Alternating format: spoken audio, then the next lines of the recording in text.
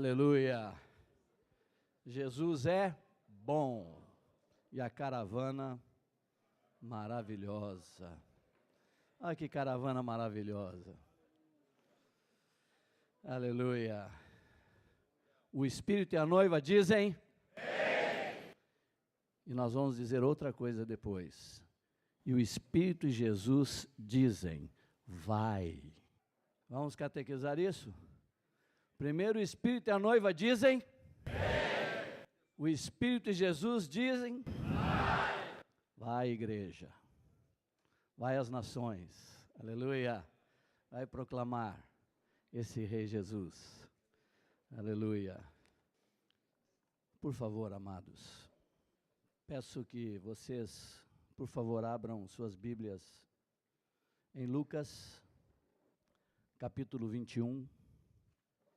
Eu queria ressaltar algo que já foi dito parte pelo Marcos, mas é algo que tem, quando o Marcos tem falado sobre estes aspectos da vinda do Senhor, sobre os sinais, sobre o consolo e sobre a advertência, eu queria aprofundar, não sei se aprofundar ou salientar ou sublinhar, ou trazer de uma outra perspectiva estes versículos que nós vamos ler.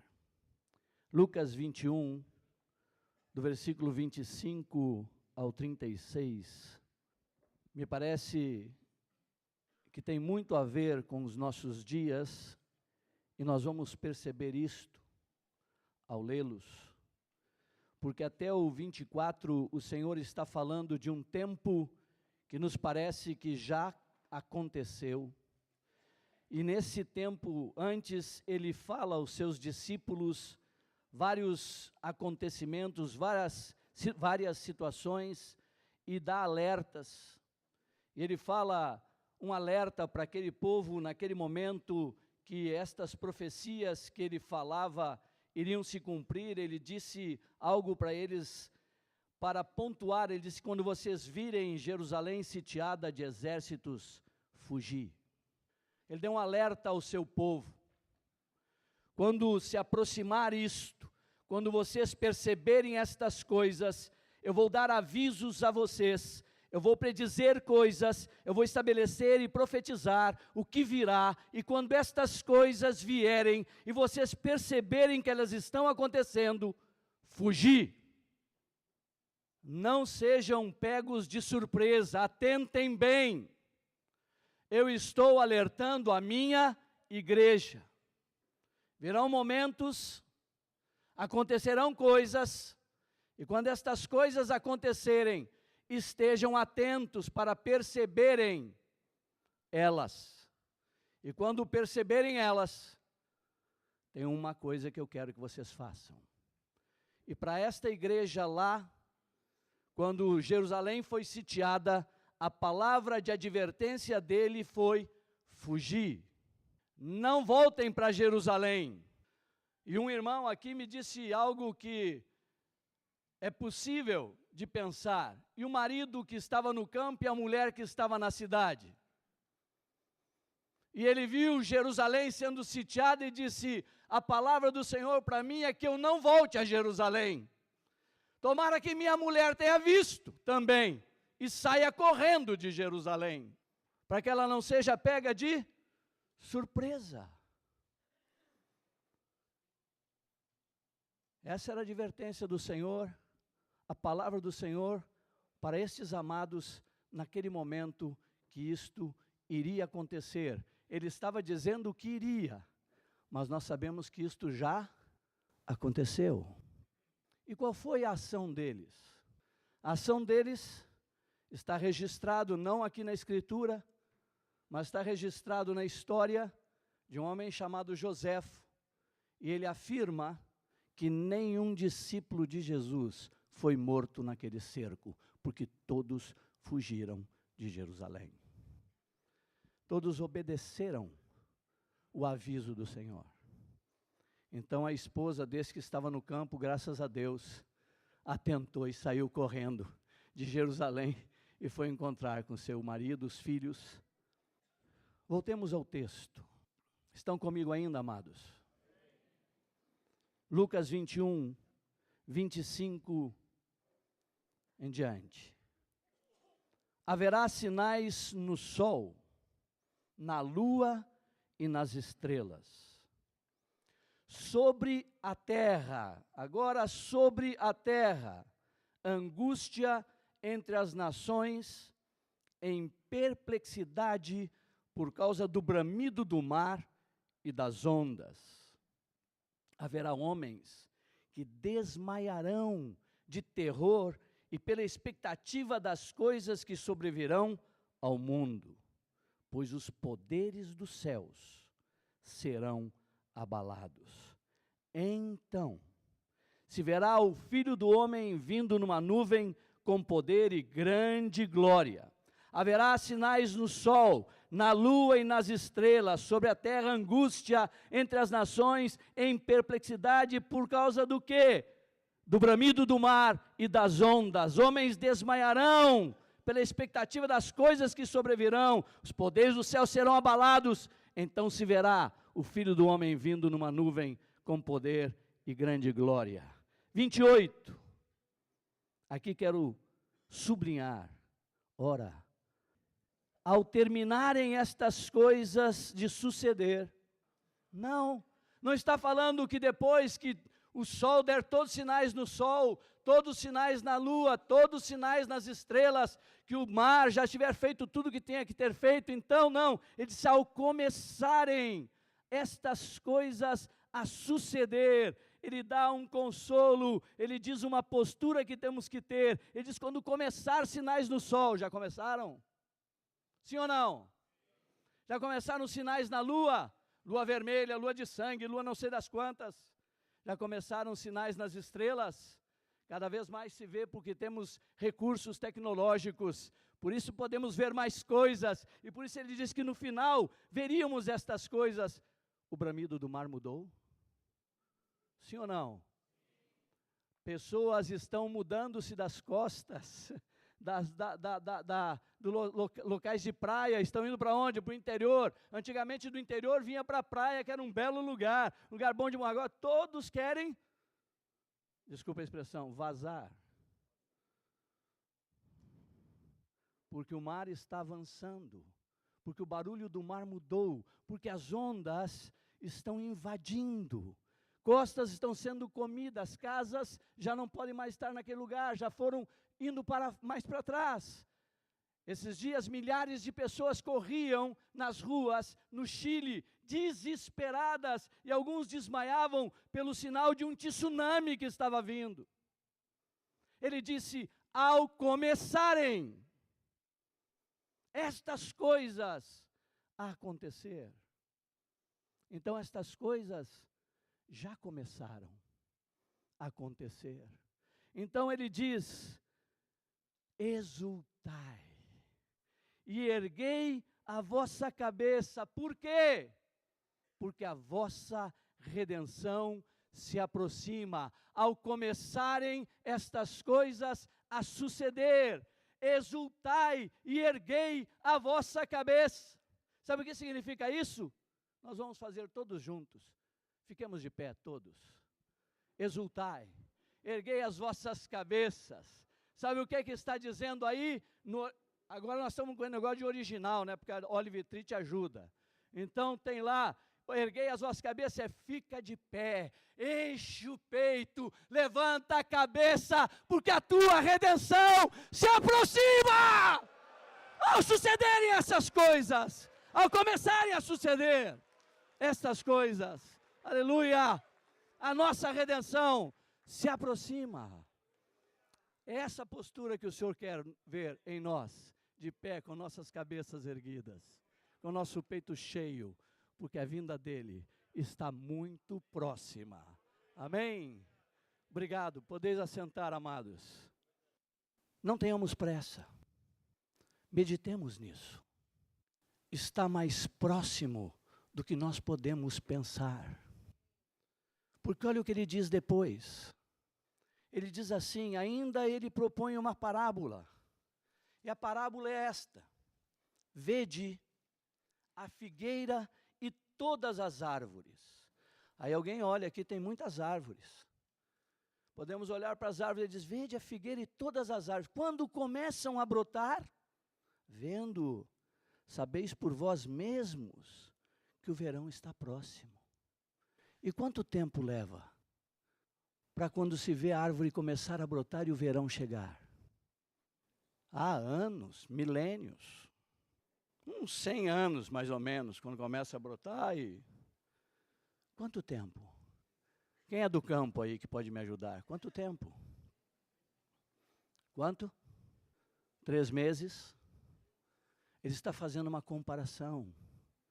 Ao começarem estas coisas a acontecer, é como quando começa a brotar o fruto nas árvores. Você sabe o que? O verão está muito próximo. Quando começarem estas coisas, está muito próximo, igreja. Está muito próxima a minha vinda. Atentem, percebam, não fiquem distraídos. E ele continua. E ele diz, assim também quando virdes acontecerem estas coisas, sabei que está próximo o reino de Deus. Em verdade vos digo, que não passará esta geração, sem que tudo isto aconteça. Passará o céu e a terra, porém as minhas palavras não passarão. E agora aqui vem o aviso dele para esta igreja que está vendo começarem a acontecer estas coisas.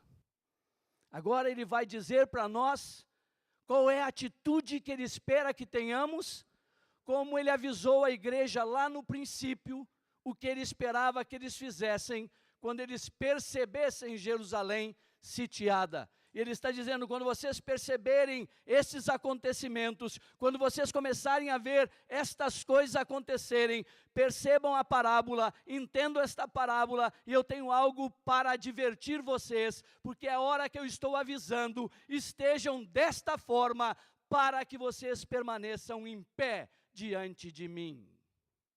O que ele diz? Acautelai-vos por vós mesmos, para que nunca vos suceda que o vosso coração fique sobrecarregado das preocupações deste mundo. E quais são as preocupações deste mundo? Que ele não quer que estejamos sobrecarregados. Marcos nos falou aqui do original, orgia não é, embriaguez, glutonaria, outra tradução fala de glutonaria, embriaguez, mas ele está falando de duas coisas que tomam o coração do homem, quando o homem começa a se envolver demais com este século, o homem começa a trabalhar demais, e este século é isto que está pedindo, muito trabalho, pós, não sei das quantas, não sei do que, não sei o que lá, cada vez mais o homem desperta mais cedo, cada vez o homem vai dormir mais tarde, para poder ganhar o dinheiro para o pão, que penosamente ele está angariando, cada vez mais coisas, cada vez fica mais estressado, cansado, e tem duas coisas que o homem começa a utilizar-se fortemente para aliviar o estresse: bebida e entretenimento. Eu estou estressado hoje, tomar um vinhozinho para relaxar. E começa a desculpa do estresse ter que ser aliviado através da bebida, ou o estresse ser aliviado através do entretenimento. E ele está dizendo, acautelai-vos, igreja, acautelai-vos para que não vos suceda que o vosso coração esteja apegado a estas coisas. Não coloque seu coração nisso quando você começar a ver sucederem estas coisas. Tem uma propaganda que diz, desapega, desapega. Desapega, igreja. Desapega dos cuidados do mundo. Desapega da fascinação das riquezas. Desapega das ambições, desapega dos prazeres, dos deleites da vida. Não há mais tempo para isso. Até aqui, este estilo de vida era possível, mas a partir desse momento que começarem a acontecer estas coisas, erguei vossa cabeça, exultai, eu estou perto, eu estou próximo, se desapeguem destas coisas, se voltem para mim, totalmente para mim. Totalmente. Não há mais tempo a perder, não há coisas que buscar fora de mim. Mudar o estilo de vida. Há um estilo de vida que entrou na igreja. Há um estilo de vida que nos leva a parecer demais com este mundo. Há uma busca de coisas. Há uma perda de princípios grande. Há uma decadência em sermos o sal, em salgarmos, em nos posicionarmos, em polarizarmos com este mundo sobre os princípios e a vontade do nosso Pai. Não há mais tempo, amados. Se vocês creem no que estamos falando, se vocês creem no que está escrito, e se vocês creem que já começaram estas coisas a suceder, não há mais tempo a perder. Temos que atentar aos princípios do nosso Deus. E as famílias se fortalecerem. E os papéis se estabelecerem com clareza. E o que o Senhor pede para cada um, que na dependência do Espírito, porque por nós mesmos não damos conta, nos firmarmos cada vez mais. Porque Ele continua dizendo algo. Ele diz assim: para que aquele dia não venha sobre vós, repentinamente, como um laço. Pois há de sobrevir a todos os que vivem sobre a face de toda a terra. Acautelai-vos. Não permitam que os corações de vocês estejam sobrecarregados com estas preocupações do mundo. Ele virá sobre todos, mas eu peço que vocês vigiem, pois a todo tempo, orando. Para quê? Para que possais escapar de todas estas coisas que têm de suceder e estar em pé na presença do Filho do Homem. Amados, eu não sei se eu vou conseguir despejar a carga que está em meu coração. Aquilo que eu consigo vislumbrar. Eu não sei se eu vou conseguir. Mas tem um que consegue. Que é aquele que habita em vocês. E que faz sua palavra ser viva dentro de cada um. Quando eu vislumbro isto aqui, quando eu leio isto nesses últimos dias que tenho lido e não tenho conseguido sair daqui, eu digo: Senhor, quais medidas radicais eu tenho que tomar para estar em pé? Porque eu quero estar em pé na tua presença. Eu quero ser um daqueles que estará lá. Eu não quero ser pego por um laço. Eu não quero ser pego de surpresa.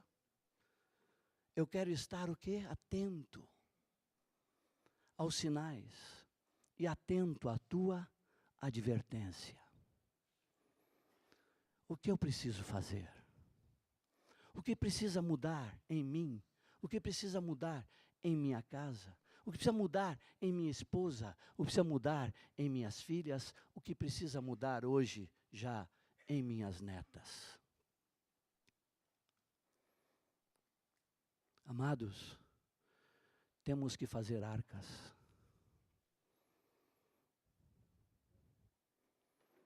Temos que fazer arcas para salvar nossa casa. Estar atentos ao que o que das preocupações do mundo já entraram. Salmo 127 diz, em vão.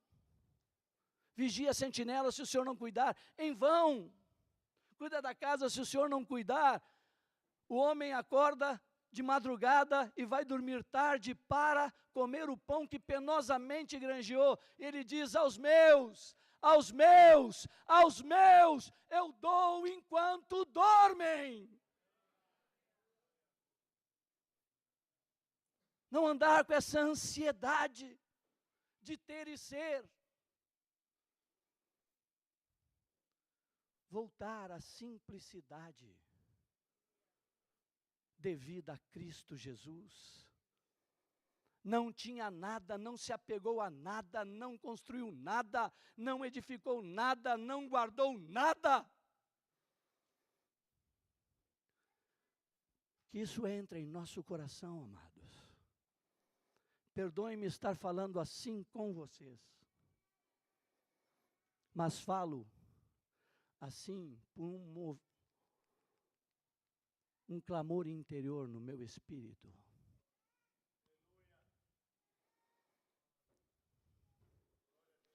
Me contaram esses dias uma história, não sei qual é o homem famoso, esqueci o nome dele agora, que ele pediu aos seus oficiais que quando ele morresse, os médicos levassem o caixão dele. Alexandre o Grande. Os médicos levassem o caixão dele. Os tesouros dele fossem jogados no caminho até o túmulo dele. E que as mãos dele fossem, o caixão fosse aberto, que as mãos dele fossem para fora. E os homens lhe perguntaram, por que isso, Alexandre? Para que os homens saibam que os médicos não podem fazer nada com respeito à morte. Não tem poder sobre ela. Tem um que é que tem poder sobre isso. Os tesouros, para que saibam que o homem não leva nada. Para que saibam que aquilo que ele conquistou aqui fica. E as minhas mãos para fora. Porque o homem chegou de mãos vazias e volta com elas vazias. Mas eu não estou nem aí para o Alexandre. Porque ele copiou o nosso amado Jesus. As palavras dele é cópia do que Jesus disse, não andeis ansiosos por coisa alguma. Entrou ou não entrou? Os cuidados do mundo, entraram ou não entraram na igreja? A fascinação das riquezas, cada vez mais eu olho irmãos indo atrás de coisas e angariando, não que eu tenha problema. Nenhum, que bom que Deus dá prosperidade aos amados, mas eu vejo que diz assim, aquele que quiser ficar rico, cairá em tentações e ciladas, não diz talvez, diz cairá. Vai se enredar. Se seu coração estiver preso nestas coisas, se seu coração estiver voltado para estas coisas, mas a advertência do Senhor para mim, o entendimento que temos, é que o estilo de vida que a igreja está vivendo tem que mudar. Tem que mudar para a simplicidade. Temos que começar a nos desapegar de confortos, de coisas. Temos que estar com uma vida simples e sabe o que impede às vezes esta vida simples? Permitam falar mais um pouquinho só e eu já encerro. O apóstolo, Paulo, o apóstolo, disse na sua segunda carta aos Coríntios, capítulo 11, versículo 3, algo bem conhecido por nós, ele disse, eu receio que assim como a serpente enganou a quem? Pela sua, as vossas mentes sejam corrompidas e vos afasteis da simplicidade e pureza devidas a Cristo em português. O que foi que a serpente, ela enganou a Eva com o quê? O que ela ofereceu para Eva? conhecimento. O conhecimento corrompe a mente. O conhecimento corrompe a mente e nos afasta da simplicidade devida a Cristo. E nós estamos num século que o conhecimento, ele está aí à disposição de todo mundo. Conhecimento e mais conhecimento. Tem um novo Deus nessa terra, chama-se o Deus Google. Você pergunta tudo a Ele, não pergunta mais ao Senhor. Você quer saber algo? Google. O Deus Google sabe tudo. Te informa sobre tudo. E vamos adquirindo e somando conhecimento e conhecimento e conhecimento. E perdemos a simplicidade devidas a Cristo. Ele aprendia com o passarinho, com a ovelha, com a árvore, com o campo. Não juntava nada, não acumulava nada. Esses tempos, queriam comprar alguma coisa juntos, e um irmão veio falar comigo, e me propôs. Eu disse, eu não tenho esse valor. Mas se tiveres tanto, vai dar. Eu disse, eu não tenho esse tanto. Mas se você durante tanto tempo juntar, vai dar. Eu disse, eu não vou conseguir juntar. Ele disse, nada? Eu disse, não, meu irmão, tem muitos necessitados na igreja. Não dá para juntar, não dá para fazer poupança, não dá. Tem muitos irmãos que não têm coisas básicas para viver. Como vão juntar? Como vão acumular coisas? Cristianismo é prática, é vida na vida, é relacionamento, não é conceito. O conceito corrompe. Perdoe-me. É um brado de dentro mesmo do meu espírito. Não estou bravo com ninguém. É comigo mesmo. E com as situações. Amados, a palavra do Senhor nos chama a uma mudança radical de estilo de vida nos últimos dias. Amém? Que o Senhor nos ajude a pensar, a meditar, a orar, a tomar sua palavra, contemplar o que Ele diz e buscar na dependência do Espírito Santo como escapar de todas estas coisas e estar em pé na presença do Senhor. O Olive Tree diz aqui que estar em pé é aquele que foi julgado e é encontrado apto, aprovado, porque se acautelou, porque não permitiu estar envolvido com as preocupações deste mundo. Mas ele pensou nas coisas lá do alto. Ele desejou as coisas lá do alto. Ele buscou as coisas lá do alto. Ele buscou aquilo que é eterno. Em minha casa, termino aqui, minha esposa, sou tremendamente grato por essa mulher. Preciosa, porque se dedicou 100% a ser mãe. 100%. Mas tinha uma coisa. Escolas, na época, minhas filhas estavam, e eu conversava sempre com minha esposa. Se minha filha não passar de ano, não tem problema. Não estou nem aí. Eu não quero que ela fique. Eu não quero que ela beije outro. Eu não quero que ela se envolva nisto. Amados, talvez um detalhezinho aqui. Conto isso para dizer só isto. O que é relativo, eu mudo.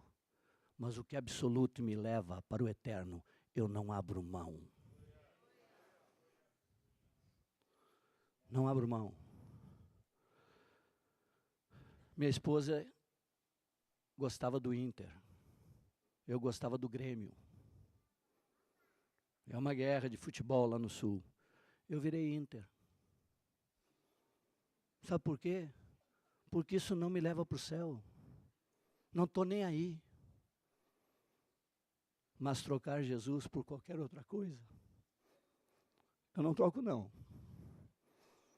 Porque é Ele que me garante adentrar aos céus e habitar com Ele para todo sempre. Que o Senhor nos ajude, amados, a pensarmos e meditarmos nisso na dependência do Espírito Santo. Que Deus abençoe ricamente os amados.